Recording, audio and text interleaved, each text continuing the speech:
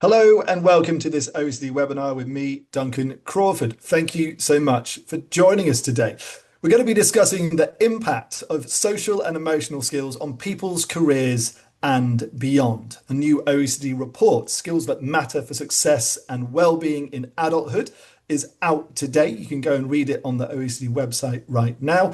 And it finds that cognitive skills like literacy are the most vital to success in careers, but that certain social and emotional skills are also linked to many positive outcomes, including positive labour market outcomes. Those skills include conscientiousness, emotional stability, and openness, and a number of others. So today we're going to be discussing why policymakers need to focus on helping everyone get better skills, not just while they're at school, but throughout their lives, and how to do just that.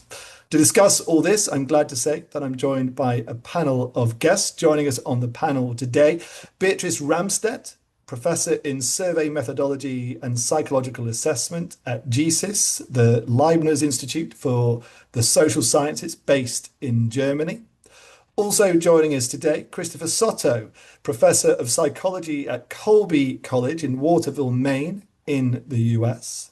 Also joining us from the US, Kim Schonert-Reichel from Novo Foundation the Novo Foundation Endowed Chair in Social and Emotional Learning, and also a professor in the Department of Psychology at the University of Illinois.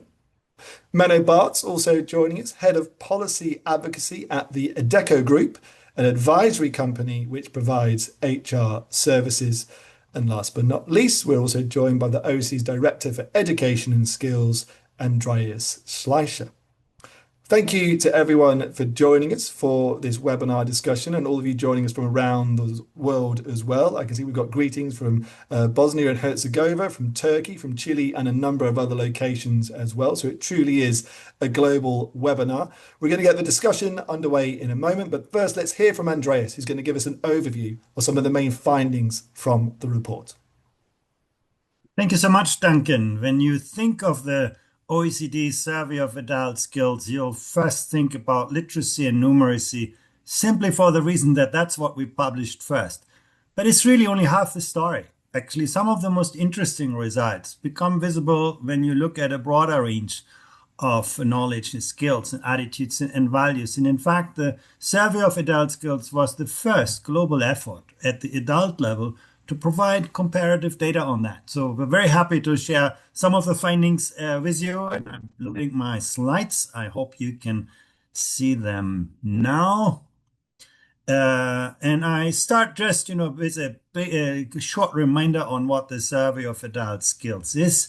It's the largest global survey of adults. It is actually going to individual households, about 5,000 adults in every country, and asking them questions, giving them test data.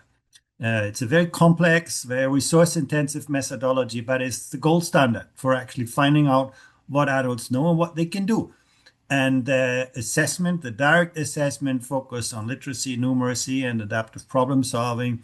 But then also we included a range of other domains on the social and emotional front, about which you will hear now, and collected information on the outcomes, that are associated with this. Now, to what extent do people use their skills at work, at home, and what are the related results in terms of, access to labor market opportunities, civic participation, social participation, and so on.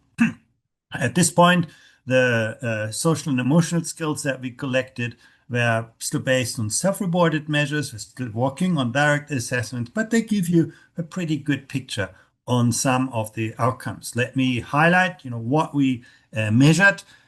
We looked at conscientiousness. A lot of research shows how important it is that people are, focused on tasks, pursuing them systematically in a goal-oriented way. We looked at openness to experience. Are people imaginative? Are they enjoying doing new things, exploring things? We looked at extraversion, being open to other, new ideas, to being energetic, action-oriented in your life.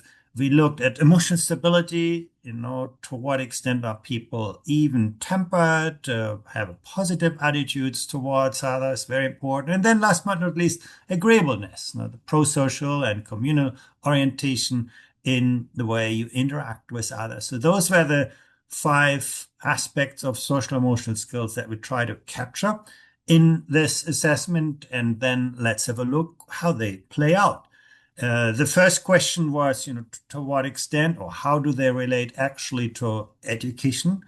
And in these kinds of surveys, it's always hard to discern, what's cause and effect, but we can look at interrelationships, and what you can see very, very clearly that some of those skills, openness is a very important predictor for doing better in education. You talk about, 0.4% of a standard deviation. That's a pretty strong relationship. You can see emotional stability, also quite important as a predictor. What you can see here is the average across countries. So that's a very large sample size. That's why almost anything that you see here is statistically significant. The blue dot is where OECD countries as a whole came out, and the gray dots are the pictures for individual countries. So you can see there's some variability. In general, you can see in some countries the relationship between social emotional skills and outcomes tends to be stronger, in others weaker. But you can also see some interesting patterns when you look at this across countries. I can't go through those. That would exceed my time, but it's really worth looking at this in the report because those differences in patterns show us that it comes down to the interplay between policy and culture. Now, if we would see all the same pattern in all countries, then you would say, well, that's probably something, that is more kind of a natural relationship. But the fact that those things do actually vary quite significantly across contexts between people really tells us there's something more in this that is worth exploring. Last but not least, small relationships with conscientiousness and extraversion. That's educational attainment. So basically, those who are doing better on the emotional stability scale or the openness scale are more likely to get higher levels of educational attainment.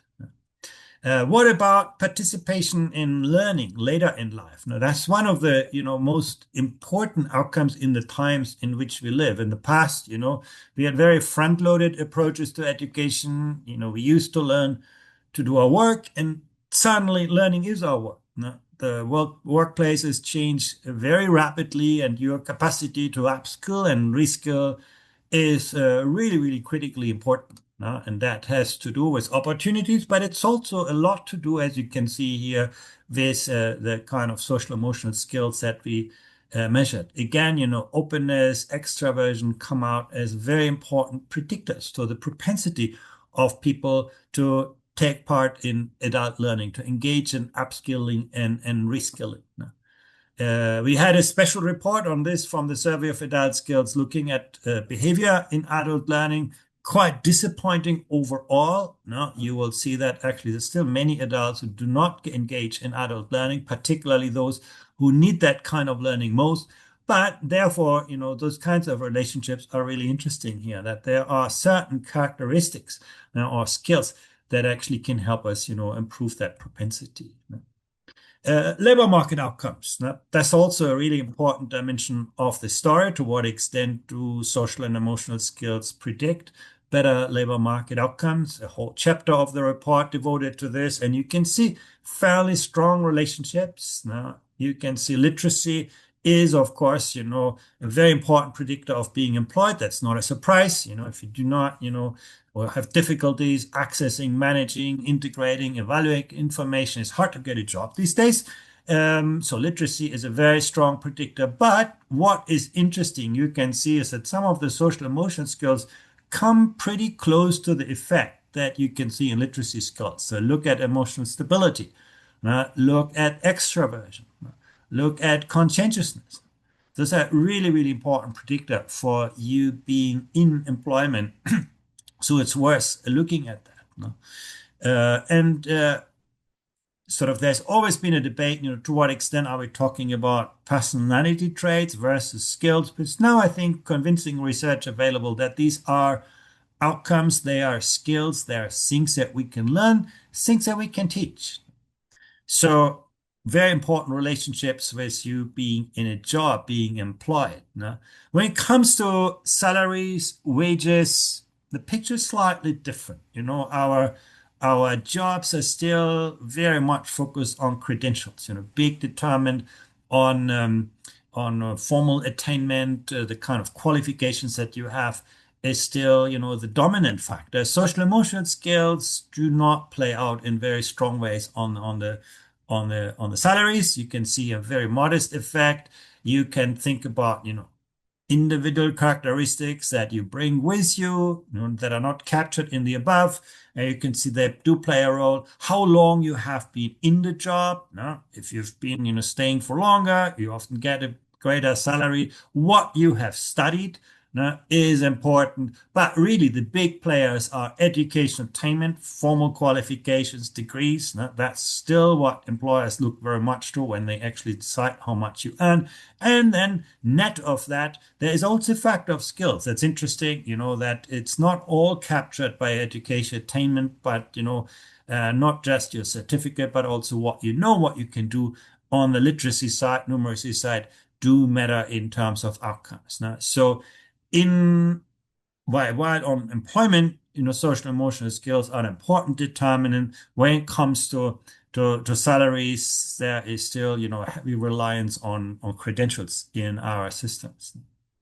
We also look to what extent, those transversal skills relate to personal and societal well-being, and some really interesting findings. When you, for example, look at people's self-related health, emotional stability is a close covariate of that. Extraversion is, and actually stronger than the literacy component. And then, conscientiousness, agreeableness also play a quite important role on your perceived health. Again, here it's not so clear in which direction cause and effect go. No, but I think there is certainly a very strong kind of set of intercorrelations between those kinds of dimensions. No?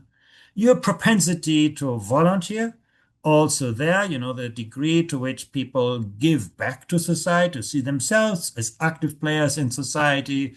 You can see very strong relationships, extraversion, openness come out as important as literacy attainment on that, emotional stability, agreeableness, a little bit less so, but still very important predictors. So that's something that is an important finding. Interestingly, this is one of the few exceptions where I see negative relationship, being very conscientious, very goal-oriented, very focused on something may actually detract you from giving back in other ways, maybe less predictable ways. So that's a negative predictor of that. But overall, you can see social emotional skills play a really important role on the volunteering factors as well. Last point, how are those social emotional skills distributed in the adult population? And that's also really quite interesting that, adults with highly educated parents tend to report higher openness and lower conscientiousness. No? That's really interesting. On the one hand, you have well-educated parents, you're going to be more open to the world, more interested, more engaged, to know a broader opportunity set in your life. You're not necessarily more conscientious, quite the opposite. Now, extraversion, emotional stability, also sort of more on that side on the positive side on the equation. Women have higher average levels of agreeableness, of conscientiousness. At the same time, you see men have stronger emotional stability. So there are some important gender differences.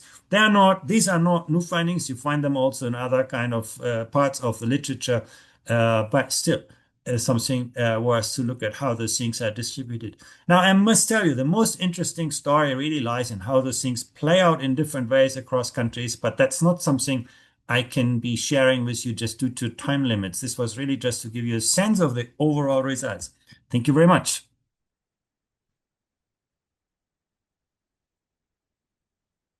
Trying to turn my camera on here and it's refusing to work, which is unfortunate seeing as I'm moderating this event. I hope it's turned on now. Thank you so much for that presentation there, Andreas. And thank you for people sending in their comments. Let's get into the panel discussion. Professor Beatrice Ramstedt from the Leibniz Institute for the social sciences. Why don't we start with you on this? The report is showing that social and emotional skills are linked to a number of key life outcomes, but skills such as literacy and numeracy, as Andreas pointed out, though, literacy a number of times are important determinants, especially for success in jobs. Given this, what type of skills do you think policymakers should be prioritizing in terms of promoting? Thank you. That's clearly depending on the outcome policymakers are interested in. As Andreas just showed, research has shown, also research based on PIAC, that cognitive skills such as literacy, numeracies are stronger predictors for traditional hard outcomes like employment, like wages, or also educational attainment. However, in our own previous studies, we could show that social emotional skills are, for example, better predictors, are more predictive for school grades compared to cognitive skills. So social emotional skills thus seem to support academic and workplace success indirectly, for example, by fostering motivation, endurance, or effective collaboration. Also, social emotional skills are often more predictive, and we just heard about that, for softer outcomes like well-being, and this is very important, or health, social participation, political efficacy. Here they often outperform cognitive skills. And what is particularly interesting is that cognitive skills and social emotional skills are relatively independent. Both types of skills contribute uniquely and additively to key life outcomes. Thus, there is growing evidence base that demonstrates the importance and malleability of both social emotional skills and cognitive skills across a lifespan. Thus, to come back to your question, my advice to policymakers would be twofold. On the one hand, we should not set cognitive and social emotional skills into competition, but recognize the complementary and mutually reinforcing roles they play in success across life domains. And we should widen the policy focus to systematically investigate the role social emotional skills play in training and in the outcomes. We should put here more effort in really training them and also conducting research how they interact with cognitive skills in predicting these outcomes. Thank you. Thank you so much for your opening thoughts there, Mila. Let's bring in Professor Christopher Soto to get his point of view on some of those aspects that were raised. The report highlights the importance, Christopher, of cognitive and social and emotional skills. Why do you think certain social and emotional skills, Andreas mentioned this, why do you think certain ones stand out in comparison to others in relation to people's success in their careers, for example?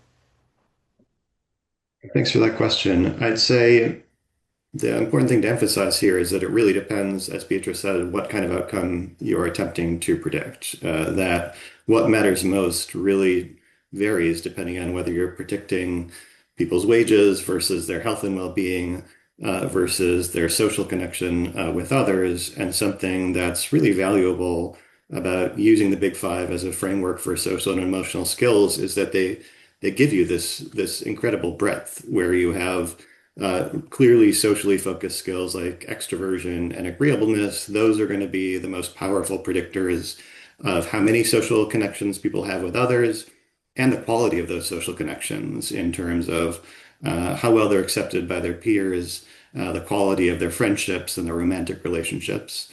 Then you have kind of different categories of skills like conscientiousness and openness that are most strongly predicted of what kinds of things you're interested in and how consistently you will pursue the goals that you set in those domains. And so those are going to be the strongest predictors of things like educational attainment, interest in higher education, interest in the arts and sciences, and innovation.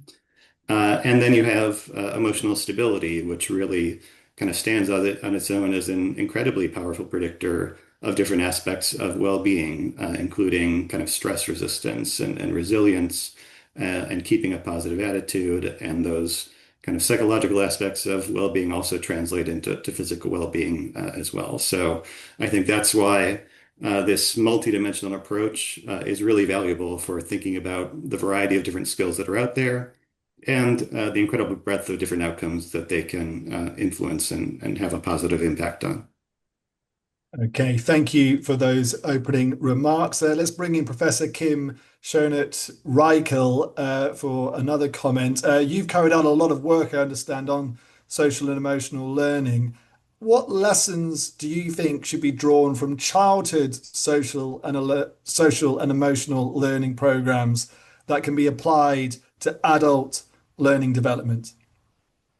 Thank you so much, Duncan. Such a pleasure to be here with to talk about this important report. We know that social and emotional skills are really the essential skills and that they're malleable, that they can be taught, and you could start early teaching these skills.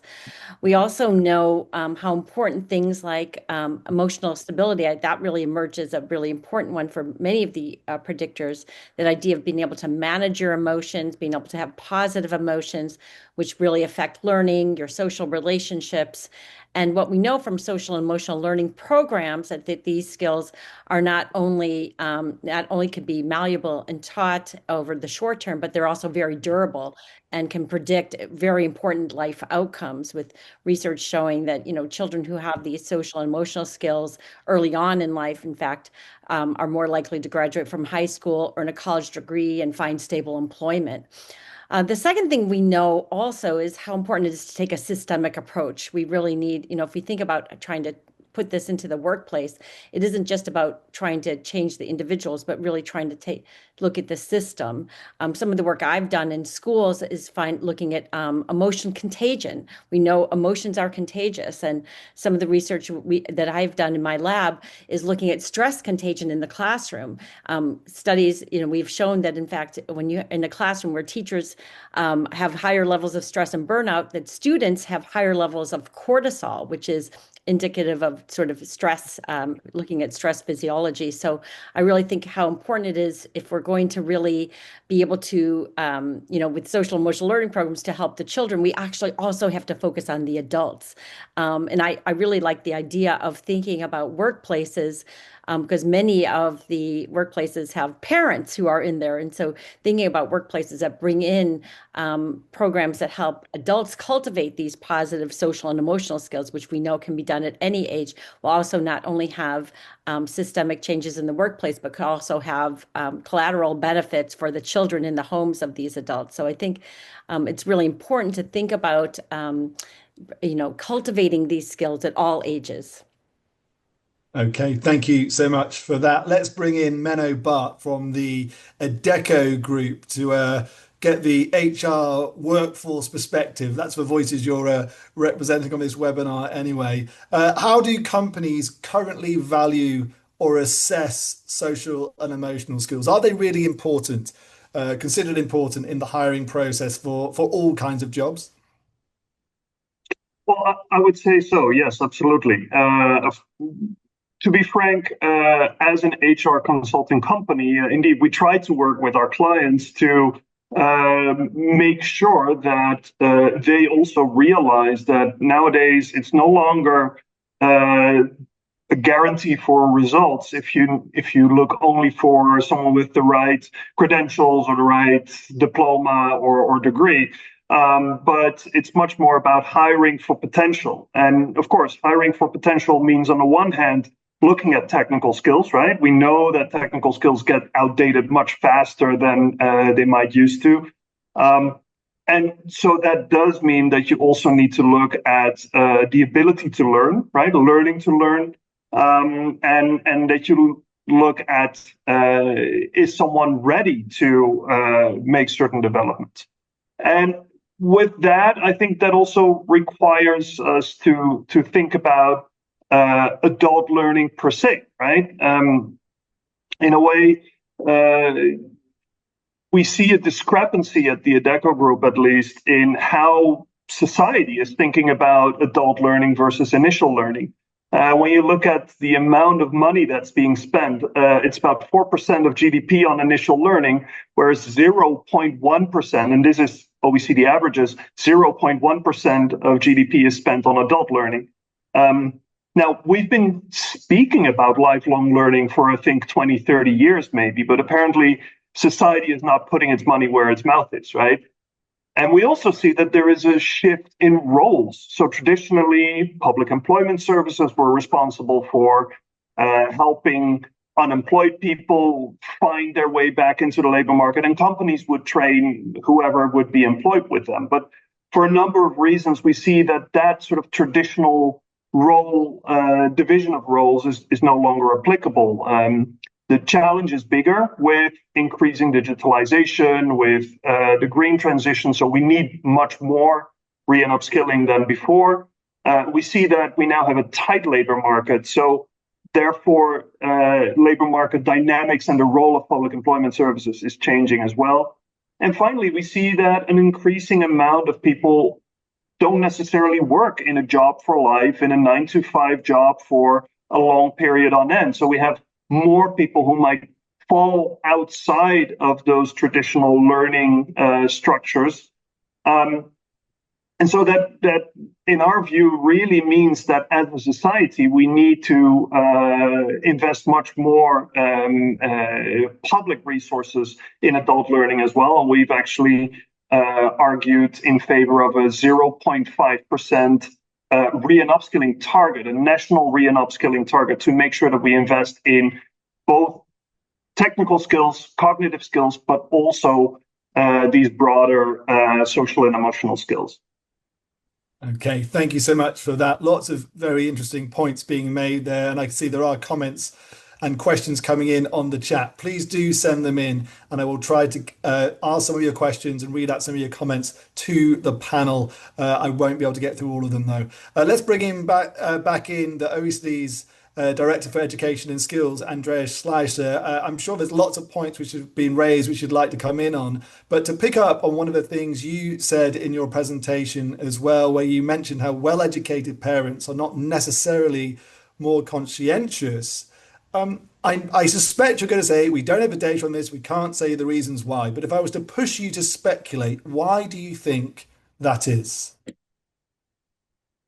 I mean, I think some of the outcomes are quite clear. You know that the children from adults who have well-educated parents are more open to new opportunities. They just know a bigger piece of the world. They are more confident in this world. But, you know, that doesn't necessarily make you more conscientious. If you come from a perhaps less advantaged background, you know that actually whatever you do is actually counting. And that may make you, invest in your conscientiousness. But, I also thought there were some other really interesting aspects in this discussion. I think Kim made this really important point that, those social emotional skills can actually be learned. They can be taught. And I think we should not see them as personality traits, as we often do, but really as things that, education could do something about. Probably, for some, it's going to be much easier at younger ages than at older ages, but still, we should look at them in the life cycle part. Where I'm less, I like, Menno's point on, the investment part. It's absolutely true that the investment that we make in adult learning is, tiny compared with what goes into the initial lives. Nevertheless, and I think it's a really important point, the biggest barrier is not opportunity, is not investment. It's the attitudes that people have towards learning. This survey shows that, when you ask people, why didn't you take part in adult learning? To adults, some people say, I have no time, I have no money, I have no opportunity. But the biggest predictor is that people say, I don't need it, actually. Or they have, such bad experiences with initial education that they tell you, school, never again. I think we need to look at our qualification systems. We need to make learning much more granular, much more adaptive to the needs of adults. Having adult kind of learning that is too similar to school is not going to work very well. I think there's a lot that we need to think about. But again, I think the key is really the social and emotional aspects. If people do not see the life opportunities, as people are not willing to invest in themselves because they cannot see how better, and those things do have to do with kind of social emotional skills that you develop. It's a very, very close relationship. You could see that with the propensity to learn in your life. And I think that is, for me, one of the big takeaway, because I very much agree with the analysis in the past, this upfront, front loaded learning was quite appropriate. You could learn once for your life. You could be very successful for your life. It is no longer working. We need a different model. And I think equipping people with the right social emotional skills is our best bet to change the behavior of people. And without that change, money is not going to get us that far. Thank you so much for that, Andreas. And on one of the points you raised, Rosina Gitto has written in saying, they are forms of intelligence, not personality traits, in my professional opinion. She's a psychologist. When our personality traits disfavor emotional stability, we can learn skills to become more emotionally intelligent. On this point, how to promote learning of these skills when people are in adulthood. Let's bring in Professor Christopher Soto. To pick on emotional stability in particular, how do you go about telling someone they don't have emotional stability and then training them to be more emotionally stable? Are they more likely to tell you to get lost? That is an important aspect of kind of distinguishing between personality traits and social and emotional skills. So the way that I typically explain it is that someone's traits represent how they tend to behave, average across different kinds of situations. It's kind of their default pattern of behavior. And then skills represent how someone is capable of behaving if they want or need to do so in a particular situation. And you can imagine cases where people's traits and skills don't really or don't entirely match up with each other. So someone might be quite, quiet and introverted in terms of their typical behavior, so pretty introverted. But they have social skills. So if they're in a situation where they need to strike up a conversation with someone they haven't met before, if they need to step into a leadership role and take charge of a group, they can do that effectively.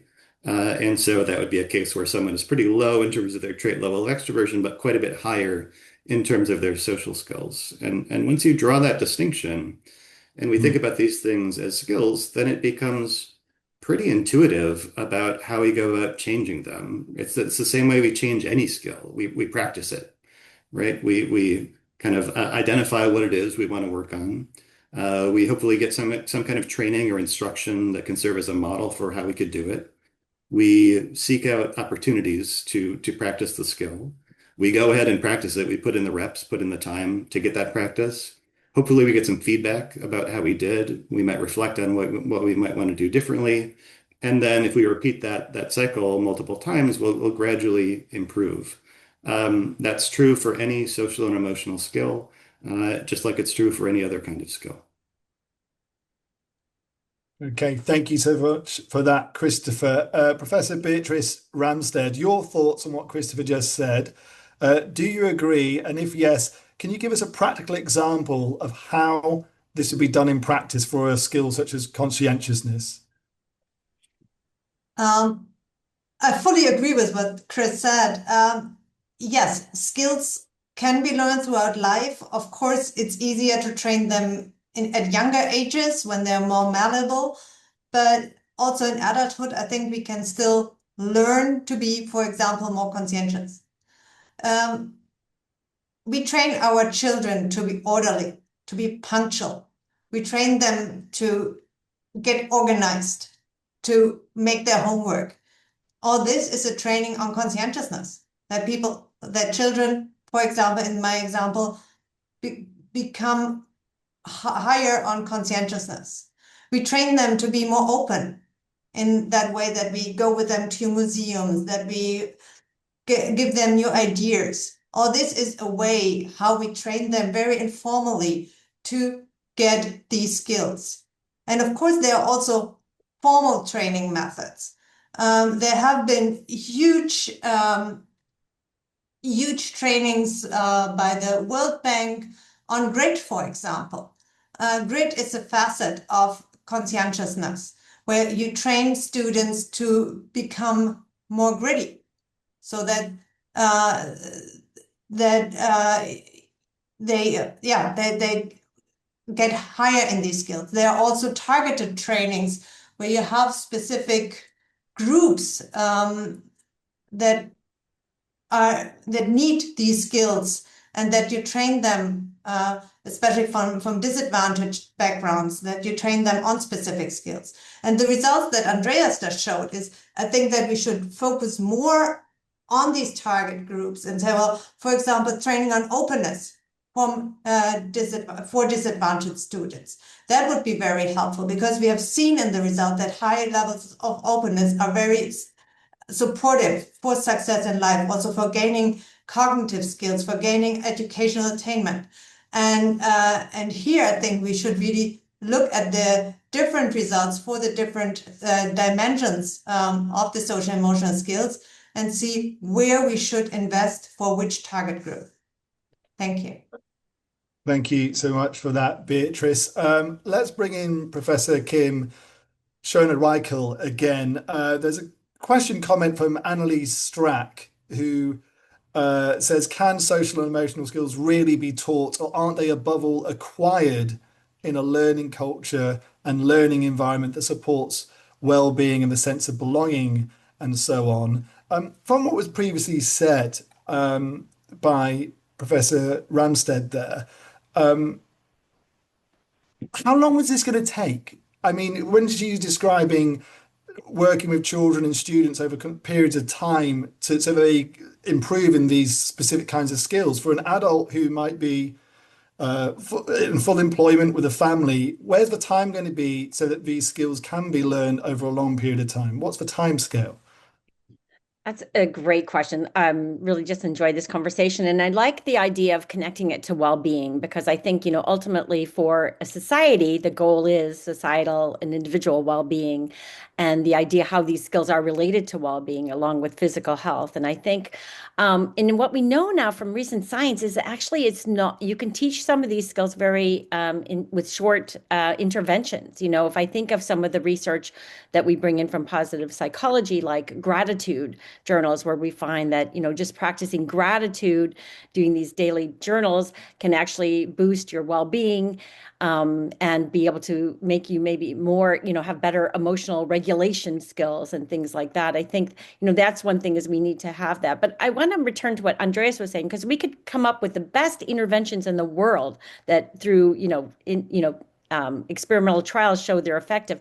But if there's not buy-in, if there's not a mindset shift, and that the idea that they can learn these skills, they are important skills for work and life outcomes, we're going to be, we're not going to be successful. So I think what we need is really to think about how we get the public to know, through workplaces, through policy, that these can be shifted, and that they are essential, and they will lead to both better well-being and save. I mean, I want to say, really think about the amount of costs that can be saved by having a happier and more successful, socially, emotionally skilled workforce as we go in. So I think that we just really have to think that these skills can be taught in relatively simple interventions. But before we do that, we really have to have that shift in understanding and acceptance and buy-in for those.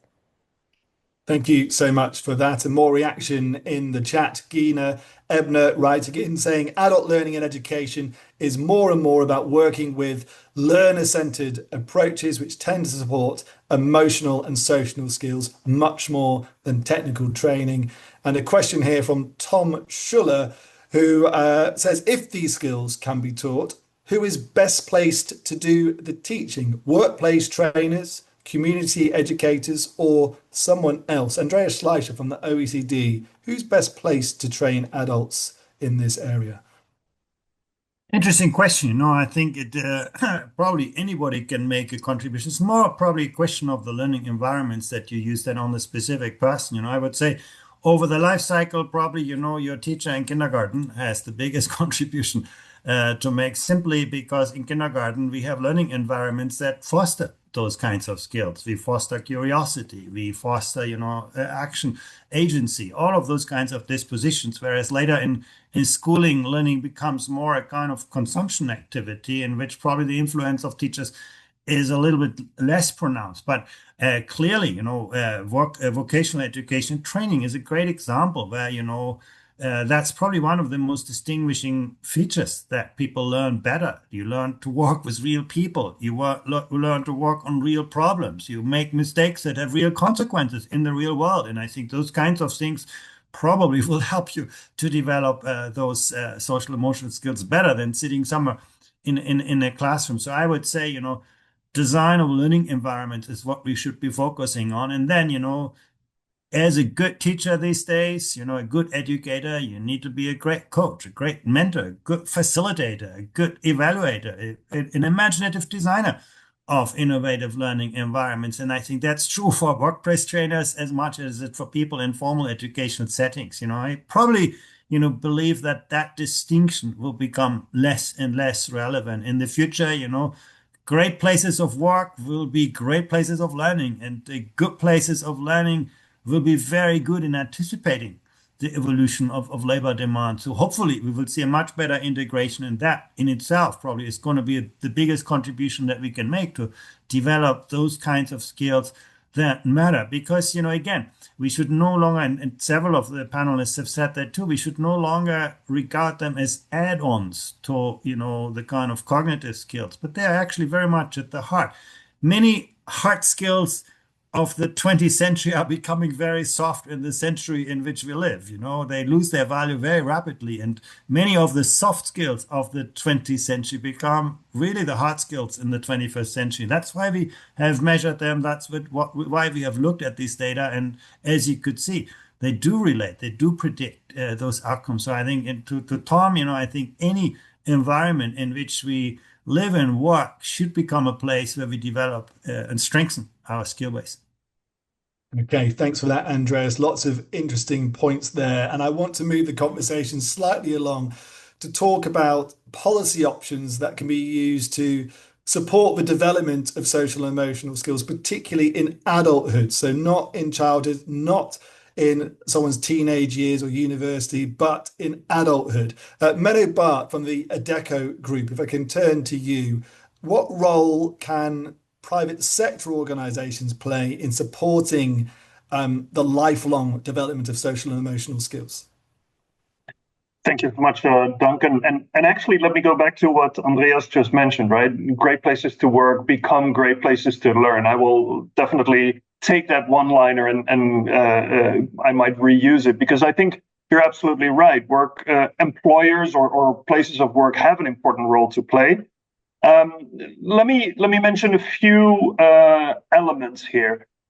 First of all, Andreas already mentioned vocational education. I think work-based learning in a broad sense is crucial, both in initial education to make sure that initial learning actually connects to the workplace, that we're not educating in a vacuum, but that learning is already connected to what employers and what businesses need. But then also in adult learning, I think there we can still improve on making that connection between even dual education and things like this. And here we should also make sure that we make enough room for short and non-traditional degrees, right? It doesn't always have to be a 2 or a 3 year degree, but sometimes much shorter bursts of learning and micro-credentials can be very valuable. Also, what is important, of course, here, and we know that some countries have experimented with individual learning accounts or with other ways of making sure that learning is accessible also to people in diverse forms of work. So not only to full-time employees of the company, but that actually everybody has access to learning. And I also saw a comment in the chat by Tom Hadley about this topic, which I think is crucial. A second thing that we have started doing at the Adecco Group is to what my colleagues call democratize coaching. So we know coaching is a practice that is very much applied to boardrooms and to executive leaders.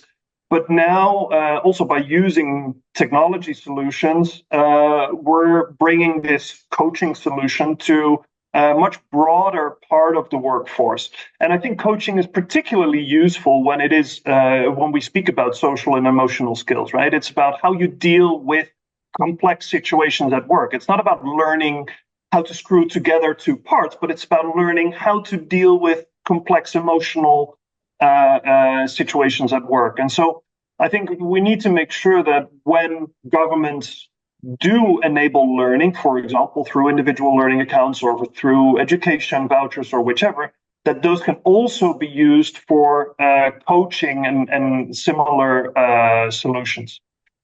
And maybe finally, but this is a more personal comment, one thing that I would always encourage is study and working abroad, right? And that might be a bit of a non-traditional answer, but I think that's so important for personal development and for indeed your openness and for your ability to deal with other cultures and with complex situations. So I would always say, let's make sure that we encourage studying and working abroad as well. Sounds like a fantastic idea, Menno. Unfortunately, I'm a bit too old for it, possibly, unfortunately, but if it was available, some tropical island somewhere, I'd be studying. On the point of democratized coaching, Professor Beatrice Ramstead, if I can turn to you, Menno mentioned there how training can be used to help employees deal with complex situations at work. What kind of interventions or programs have you seen that you think show promise to help adults develop the social and emotional skills they need? I think there are numerous very targeted programs that train on the work skills. What is lacking for me, and I saw some chats going in this direction. I don't see enough research really on the long-term effects of these trainings. So there are trainings, for example, for time management, which is a facet of conscientiousness, right? So, and do you really enhance these skills from a long-term perspective? Do you enhance it for other contexts beside the one that you have been trained on? And I would really like to see the effectiveness of these trainings. I fully believe that these skills can be trained, but I think we are still a bit lacking directions how to best do it. I think that there have been some interventions in the clinical context that are very well researched, but for the occupational part, I think they are more conducted on the fly. But perhaps Chris would like to add on that. Well, Professor Christopher Soto, you've been put forward to react, so over to you. Yeah, thanks very much. I just wanted to add to what Beatrice was saying, that I think it's helpful here to think about what's different between adult learning and initial or childhood learning. And a big thing that we've seen in our research has to do with motivation and the importance of external versus internal sources of motivation. Where when you're working with younger children, it's often enough for a teacher, a parent, some kind of external authority figure to tell a child, well, you should really value this and you should really do that, and that will go a long way towards motivating the child.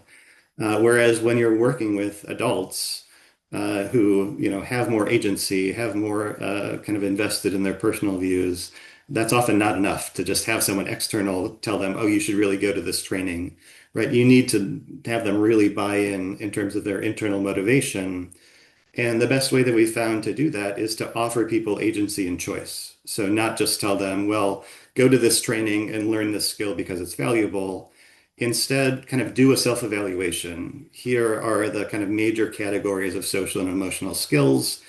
Which ones are your greatest strengths? Which ones are the ones that you would like to most work on practicing and improving?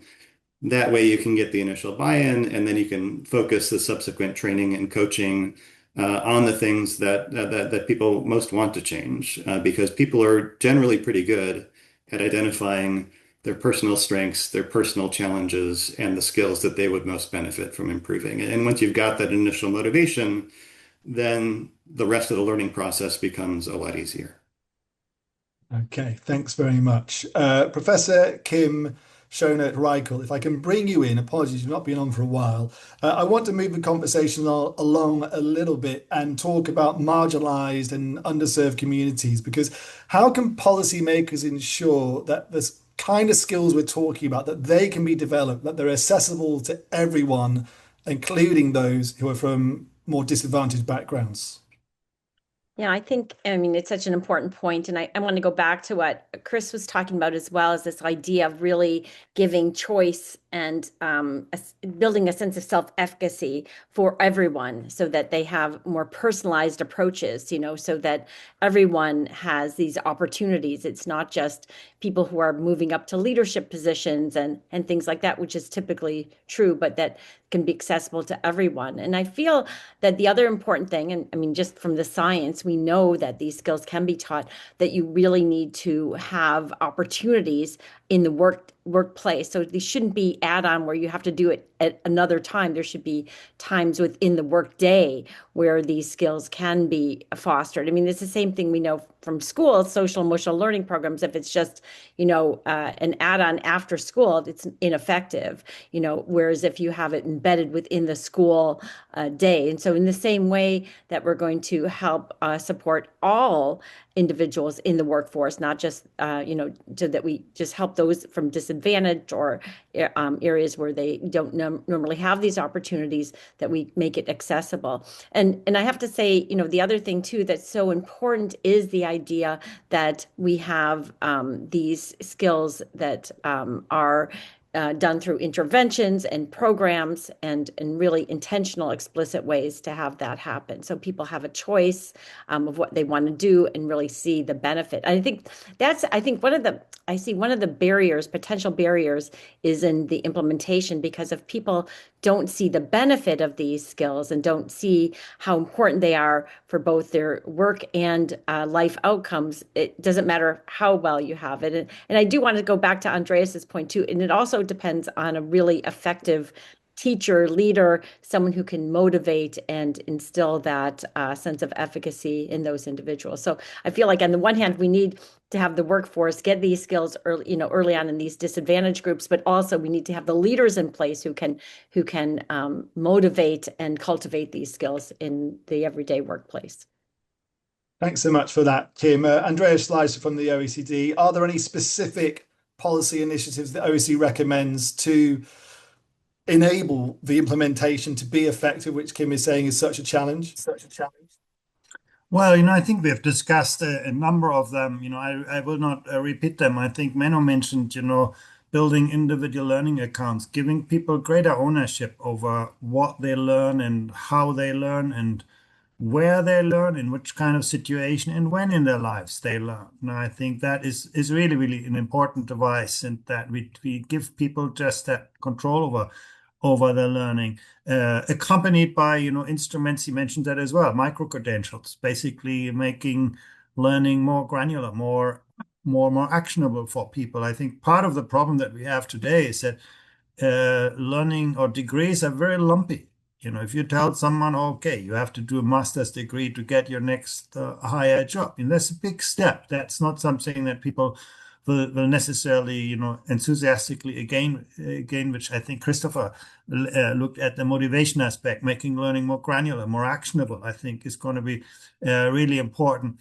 And then, it's a question of, who pays for what? I think that's a really important question. And we have answered that question for young people. That's an investment that society makes. I think for, adults, we still have to figure out what are the costs and benefits and how do we share those costs and benefits between the beneficiaries and taxpayers. And certainly there is a whole range of policies that will need to take far more seriously if we want to make lifelong learning a reality for all. Thank you for that, Andreas. And that neatly almost brings to an end this webinar. We are close to running out of time, but on that policy question, to ask all of our panelists basically the same question, which was just asked of Andreas, but with one difference. If you could choose just one promising practice or idea which you've seen that could make a real difference to how adults develop and learn social and emotional skills, what would it be? Beatrice Ramstead, over to you.